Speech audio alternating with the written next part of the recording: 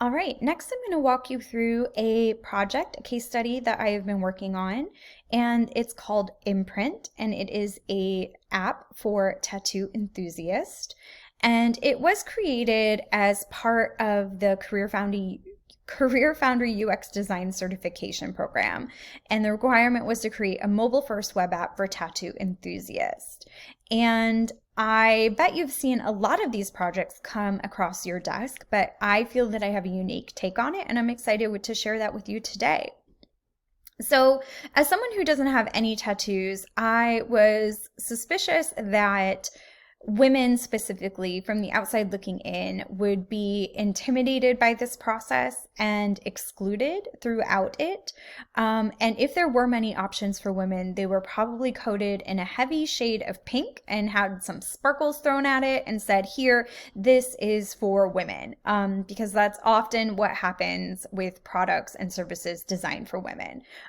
They're just pink washed. And so my problem statement is that I believe that many women who want a tattoo are intimidated, excluded, or even condescended to by mainstream tattoo culture. And they deserve a better option, which respects and supports their preferences and connects them to an artist who understands their vision.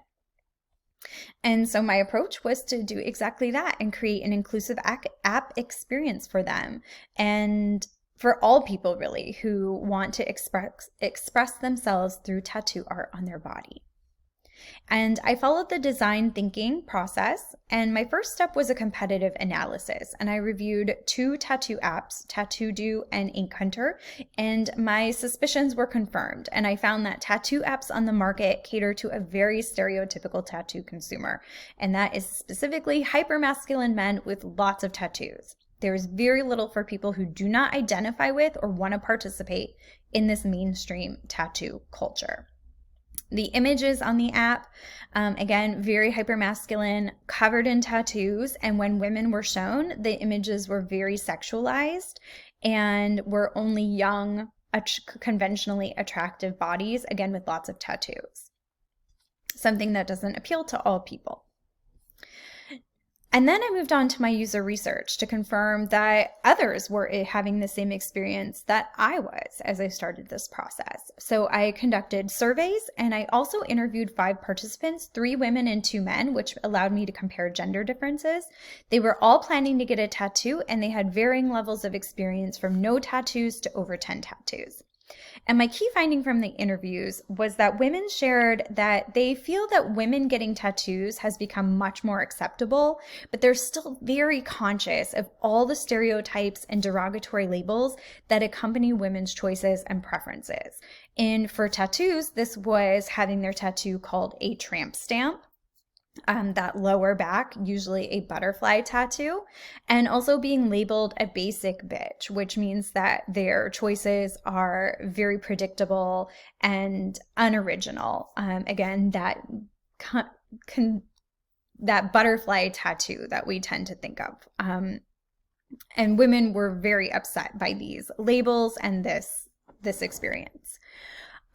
So I also found that women with tattoos shared that they felt judged and that their artist was condescending when they got their tattoo. But both women told me that this was with their first tattoos, and they felt that it may have been because of their inexperience rather than their gender.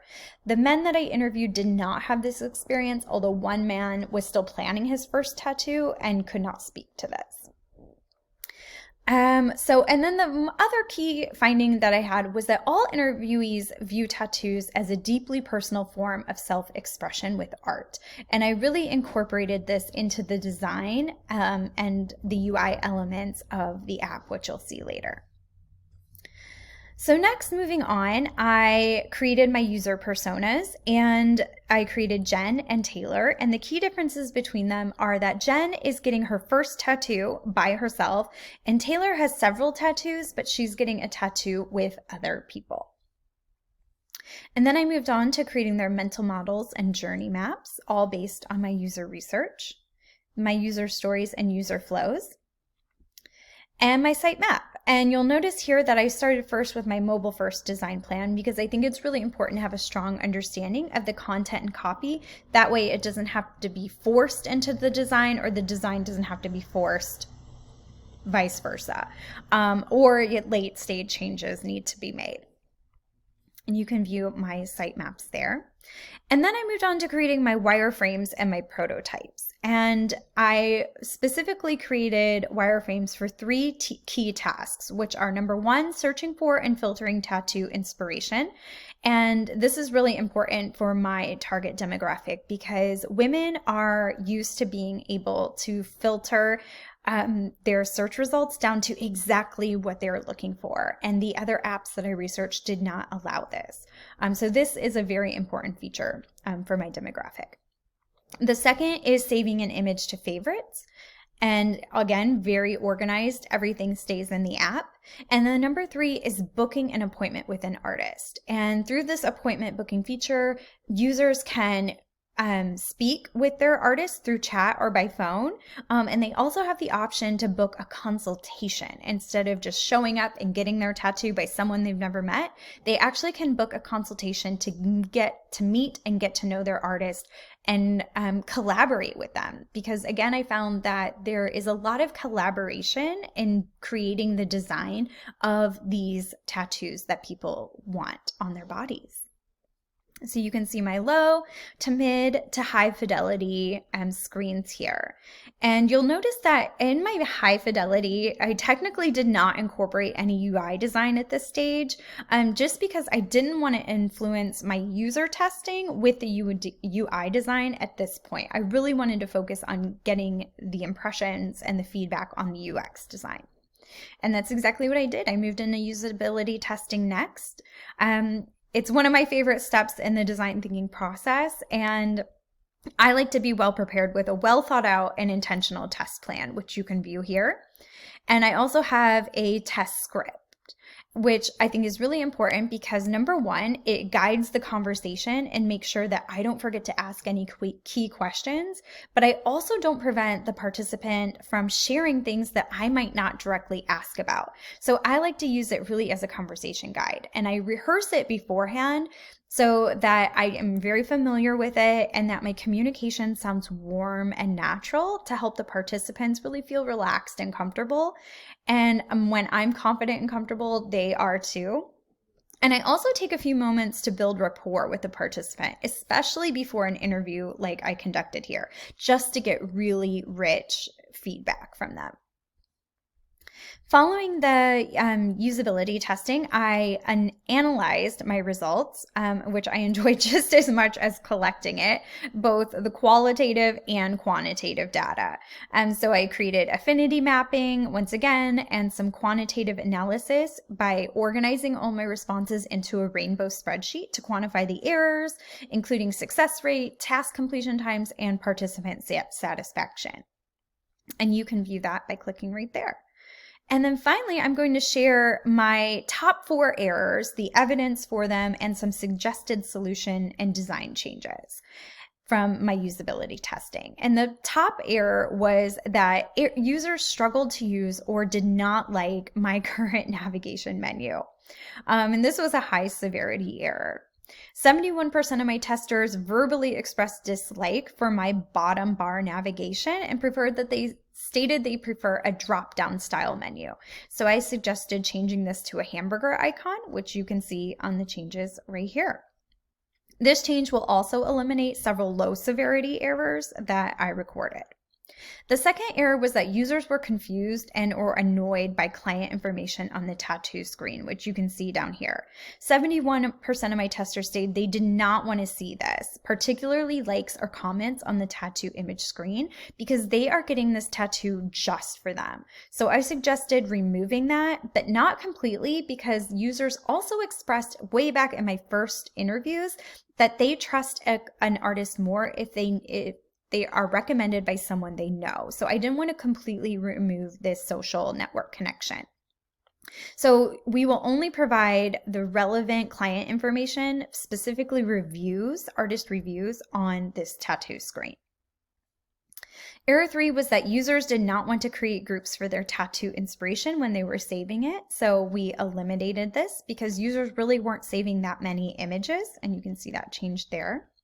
It made it a little bit more streamlined and faster.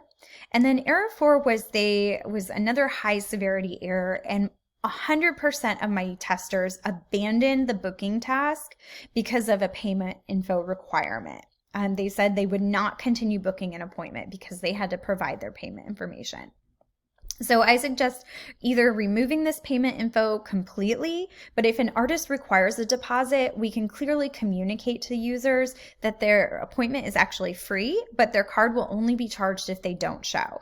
We can also provide some additional security information or an alternate way to secure the appointment. And you can review all of those user testing revisions in the prototype right here. Lastly, I started to add my UI elements, and the design went through several iterations to improve on this.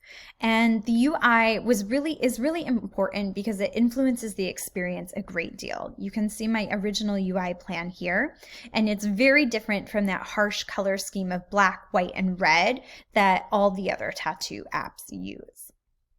A little bit softer, more feminine, but still bright, confident, and cheery.